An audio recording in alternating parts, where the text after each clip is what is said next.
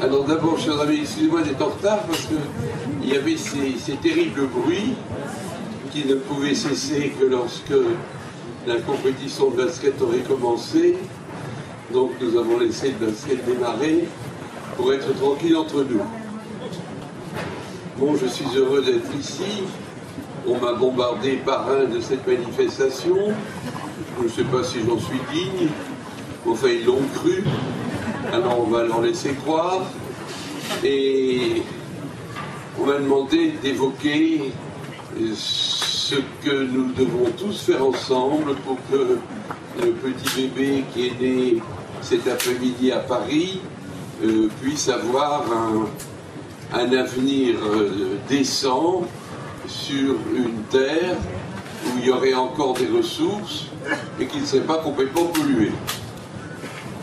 C'est la première fois que nos sociétés s'inquiètent de l'avenir de la génération future. C'est ce qui est nouveau. Et dans l'opinion publique, on assiste actuellement à une prise de conscience très importante sur ces problèmes-là. Quand nous avons créé en 1981 à Metz l'Institut européen d'écologie, nous étions bien seuls, considérés comme des utopistes plutôt sympathiques, mais en tout cas très marginaux. Et c'est depuis ces toutes dernières années que l'on a vu... Ça va ? Oui.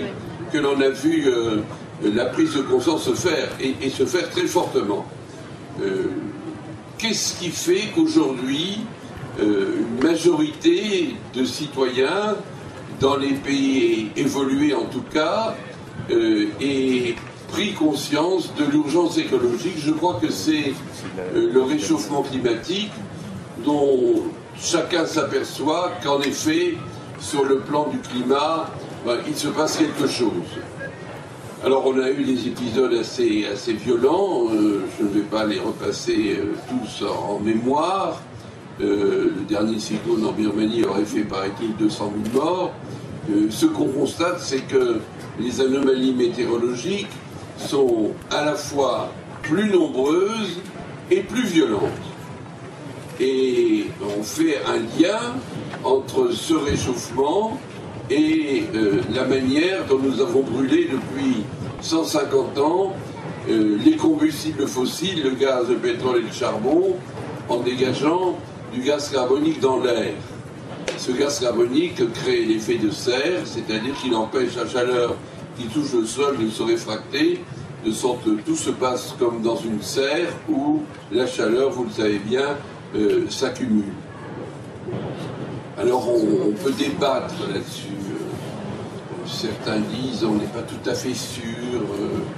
Claude Allègre s'élève contre cette interprétation. Mais disons que c'est l'interprétation majoritaire. On peut supposer, en tout cas souhaiter, que tous les scientifiques ne se trompent pas tous en même temps. Mais s'ils se trompaient, et si finalement il s'avérait que ce n'était pas seulement le gaz carbonique, mais que c'est aussi un phénomène naturel, parce que la Terre a changé dans son climat maintes fois, y compris au cours des 2000 dernières années, avec des pics de chaleur sous Saint-Louis, des pics de froid sous Louis XIV. S'il y avait une part de réchauffement naturel, ça n'empêcherait pas que la part des activités humaines responsables du réchauffement doit être au maximum maîtrisée. Et comme le pétrole s'envole, et comme donc nous allons devoir aller vers les énergies renouvelables et vers les économies d'énergie, de toute façon, quand on paiera moins cher son chauffage parce qu'on aura construit des maisons écologiques, quand on paiera moins pour se déplacer parce qu'on prendra des transports en commun, quand on aura de nouvelles énergies que sont les énergies renouvelables, de toute façon, alors on dégagera moins de gaz à effet de serre.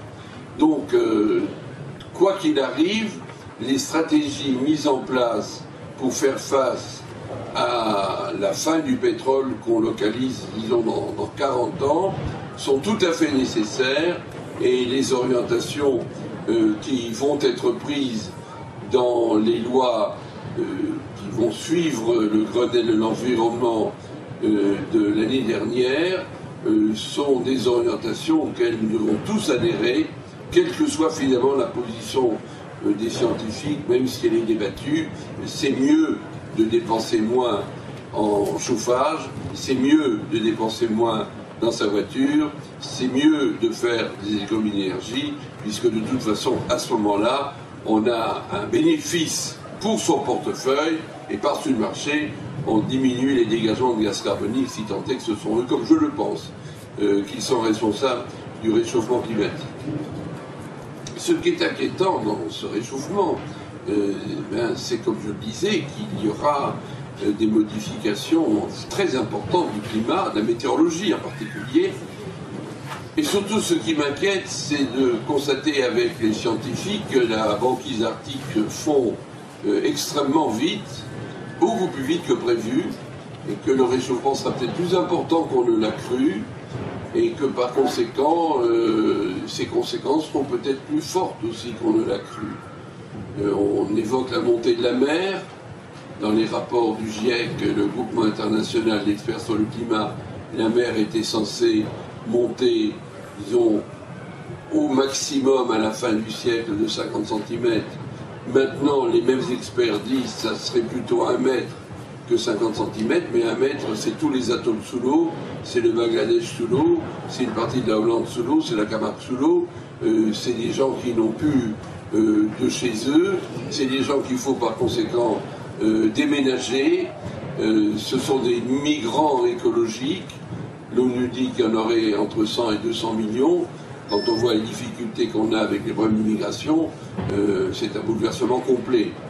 Et comme à cette époque-là, il y aura 2 milliards d'habitants en Afrique et puis seulement 1 milliard, la pression d'immigration sera extrêmement forte, donc nous aurons à gérer des problèmes qu'aujourd'hui nous avons déjà du mal à gérer, et là nous risquons d'être complètement débordés. Il faudra donc inventer une capacité de nos pays riches, s'ils le sont encore, d'investir dans les pays pauvres pour donner à ces gens la possibilité de vivre convenablement dans leur propre pays. Bon, voilà pour le réchauffement. Alors évidemment, il faudrait maintenant dire quelle est la solution. La solution, c'est que ça se réchauffera de toute façon. Mais si on est très vertueux, ça ne se réchauffera que de 2 degrés, donc c'est quelque chose qui est un peu gérable. Si on n'est pas vertueux, ça se réchauffe alors de 6 degrés, là c'est la catastrophe absolue, parce que les phénomènes boule de neige se mettent en place, les terres gelées dans les zones boréales se mettent à dégager du méthane, qui a un effet de serre plus grand que le gaz carbonique, la mer se réchauffe beaucoup, les hydrates de méthane qui sont au fond de la mer font des bulles qui viennent crever à la surface et qui rajoutent un gaz à effet de serre très puissant. Donc ça serait évidemment le scénario terrifiant auquel nous n'allons pas nous arrêter pour ne pas dire que cet après-midi, par ce soleil qui vient nous caresser, nous soyons allés vers ce qu'il y a de pire dans les prévisions. Je pense que nous serons capables, en mettant en œuvre les réductions drastiques de gaz à effet de serre, ce que veut faire l'Union européenne, puisqu'elle veut les diminuer de 20% d'ici 2020, en espérant que la conférence de Copenhague l'année prochaine permettra à tous les pays du monde de s'engager fortement. M. Bush ne sera plus là, donc l'Amérique s'engagera aussi, que nous puissions endiguer le pire. Il y a aussi un deuxième élément du scénario catastrophe, c'est l'érosion de la biodiversité. Alors ça c'est un concept subtil parce que quand on dit biodiversité, on pense aux espèces vivantes, aux nombreuses espèces vivantes qui peuplent la planète. Il y en a 1 800 000 connues. Il y en a beaucoup qui sont inconnus, sans doute beaucoup plus encore. Mais on sait qu'il y a une érosion, qu'elles disparaissent, parce que nous transformons énormément la planète, parce que nous coupons les forêts, parce que nous les brûlons, parce que nous asséchons les zones de marécage, parce que nous faisons des grands travaux de génie civil, parce que nous utilisons massivement des pesticides. Pour toutes ces raisons, il y a une perte rapide d'espèces et on considère qu'actuellement, les espèces disparaissent entre 50, 100 ou 1000 fois plus vite que si l'homme n'était pas là. Ne soyez pas étonnés de ces chiffres. Dans le domaine de la biodiversité, on n'a pas encore de bons chiffres et nous n'en sommes qu'au début de la compréhension de la manière dont fonctionnent les écosystèmes terrestres, c'est-à-dire les interrelations très subtiles entre tous les êtres vivants. Mais actuellement, on peut prendre un exemple, celui des abeilles, qui est tout à fait pertinent. Alors on constate que les abeilles disparaissent. Ce qui est bien plus embêtant, c'est qu'on constate que depuis un an, elles disparaissent plus vite qu'avant. Et alors on se demande pourquoi disparaissent les abeilles. Bon, la première raison qui vient à l'esprit tout de suite, c'est que plus il y a de pesticides, moins il y a d'abeilles. Pour deux raisons. D'abord parce qu'on les empoisonne, et ensuite parce qu'on empoisonne les herbes qu'elles consomment et dans lesquelles elles vont chercher du nectar. Et s'il n'y a plus de petites fleurs des champs, elles n'ont plus de nectar, donc elles ne sont plus convenablement nourries. Plus convenablement nourries et plus ou moins empoisonnées par les pesticides, ça veut dire qu'elles se portent mal, que leur immunité est très fragilisée et que, comme c'est le cas pour nous, quand ceci se produit, elles attrapent tout ce qui passe par là en tant que bactéries pathogènes, virus pathogènes, champignons pathogènes. Elles ne résistent pas à leurs prédateurs. De nouveaux prédateurs apparaissent. Depuis quelques années, 2 prédateurs nouveaux sont arrivés de Chine et font beaucoup de mal aux ruches. Alors on a tout un faisceau, si vous voulez, de phénomènes qui affaiblissent les abeilles. Et le dernier, eh bien, c'est qu'on a appris que les ondes des téléphones portables les empêchent de se repérer dans leur vol et les font rater au retour du butinage, le chemin de la ruche. Alors, est-ce que les abeilles vont disparaître? À ce moment-là, on vous dit automatiquement que Einstein aurait dit que si elles disparaissent, l'homme suit au bout de 4 ans. Moi, je ne sais pas si Einstein a dit ça, mais tout le monde dit qu'il l'a dit. Vous savez, c'est comme Malraux qui aurait dit le XXe siècle sera religieux, ne sera pas. Mais c'est toujours très frappé par la capacité qu'ont les gens de répéter obstinément les mêmes choses sans jamais vérifier si c'est vrai. Peu importe ce qu'a dit ou n'a pas dit Einstein. C'est vrai que si les abeilles disparaissent, c'est très catastrophique. Pas seulement parce qu'il n'y aurait plus de miel. Bon, on se passerait du miel, on mangerait du sucre, puisque le sucre est arrivé chez nous à la Renaissance, lorsque les Arabes ont ramené la canne à sucre en Libye. Et ça aurait été plus embêtant pour les gens de l'Antiquité ou du Moyen-Âge qui n'avaient que le miel pour sucrer leurs aliments. Maintenant, nous avons le miel et le sucre. Ce qui est surtout embêtant, c'est que la pollinisation des arbres ne se ferait plus très bien. Alors, nous n'aurions plus beaucoup de fruits. C'est plus embêtant de se passer des fruits que de se passer le miel. Parce que les fruits contiennent des substances qu'on appelle des antiradicalaires qui neutralisent les effets toxiques de ce qu'on appelle les radicaux libres, qui sont en quelque sorte les déchets du fonctionnement de l'organisme, qui se fixent sur les cellules et sur les tissus, qui les affaiblissent considérablement et qui produisent des maladies de dégénérescence, comme par exemple le cancer, la cataracte, la maladie d'Alzheimer et quelques autres. Et donc, chers amis, si nous ne mangions plus de fruits ou de légumes, nous serions plus menacés encore que nous le sommes par le cancer en particulier. Vous savez qu'on découvre 320 000 nouveaux cancers chaque année, c'est un chiffre effrayant, qui augmente sans cesse. Mais la mortalité par cancer n'augmente pas très vite. Depuis 2-3 ans, elle est à peu près stabilisée parce qu'il y a le progrès des diagnostics préventifs, mais il y a quand même ce fait étonnant qu'il y a plus en plus de gens, malgré tout, qui meurent du cancer, alors qu'on soigne un cancer sur 2, ce qui n'était pas le cas autrefois. Et ceci nous amène à la troisième question, c'est les impacts sur la santé de l'évolution très rapide de nos environnements et de nos modes de vie.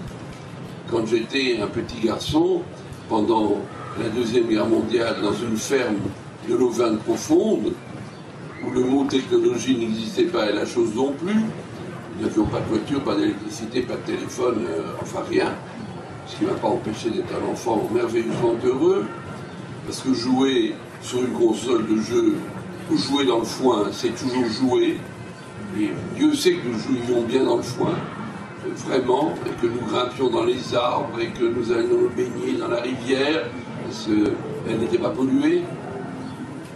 C'est plus pareil aujourd'hui. Aujourd'hui, il y a des quantités de molécules chimiques qui traînent dans l'environnement, partout, dans les aliments, dans l'eau, dans la nourriture, dans l'air que nous respirons, dans les locaux que nous nettoyons avec toutes sortes de substances qui contiennent des molécules suspectes. Ça, c'est un vrai problème. Et je pense que ça explique en grande partie la montée des cancers, car dans ces 100 000 molécules qu'on a mises sur les marchés, dont la plupart n'ont jamais été testées quand on a un impact sur la santé, il y en a sûrement des centaines qui ont des effets très suspects. On considère qu'il y en a 3000 qui ont des effets très suspects, et l'Union européenne, la pauvre Union européenne, bien des soucis, aujourd'hui, a mis en œuvre un grand programme pour faire disparaître de l'environnement ces molécules dont on redoute qu'elles soient responsables des maladies que j'ai évoquées tout à l'heure. Et puis il y a aussi, ce qui est tout à fait nouveau, la charge électromagnétique des environnements. On a parlé de leur impact éventuel sur les abeilles. Cet impact ne se fait pas seulement sur les abeilles, mais sur nous. Et je dois malheureusement constater que dans les milieux autorisés, commence à se dire, est-ce qu'avec le sans-fil on s'est trompé? Est-ce qu'il n'aurait pas fallu faire de la fibre optique systématiquement, le Wi-Fi, les ordinateurs sans fil, les téléphones sans fil, tout ça donne des ondes électromagnétiques directement à ceux qui les utilisent. Et on voit apparaître maintenant des études qui sont inquiétantes. La dernière, la suédoise, est inquiétante. Pourquoi la suédoise? Parce que les Suédois utilisent le portable depuis plus longtemps que nous. Et ils ont étudié le cancer du cerveau sous forme de tumeur. Plus fort? Plus fort? Oui. Le cancer du cerveau sous forme de tumeur chez des gens en Suède qui utilisent le portable depuis 10 ans à raison d'1 heure par jour, c'est beaucoup. Et là, il y a une augmentation de 3 fois plus, c'est quand même beaucoup, c'est pas négligeable. Alors si ça continue pendant 20 ans, Dieu sait ce qui se passe. Donc, extrême modération dans l'utilisation de ces engins, mais surtout jamais pour les enfants. La sagesse serait qu'aucun enfant de moins de 16 ans ne devrait avoir un portable. Et surtout pas les tout petits enfants. À Noël, on a vendu des portables pour les petits enfants, pour qu'ils puissent s'appeler papa-maman quand ils vont à l'école. C'est vrai que c'est très dangereux pour un petit enfant d'aller à l'école, parce que derrière chaque école se cache un dangereux pédophile qui va se précipiter sur lui. Donc il faut qu'on puisse se suivre à la trace, minute par minute, ce qui fait qu'on a acheté beaucoup de ces portables, mais en vérité, le danger pour le cerveau de cet enfant est immensément plus grand que le danger qui tombe sur un mauvais garçon.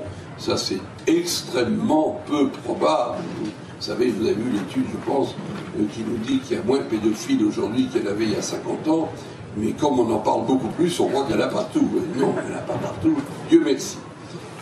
Donc, extrême prudence en ce qui concerne ces technologies nouvelles, dont on parlera beaucoup dans le futur, parce que nous sommes encore dans cette manière de voir où les biotechnologies sont suspectes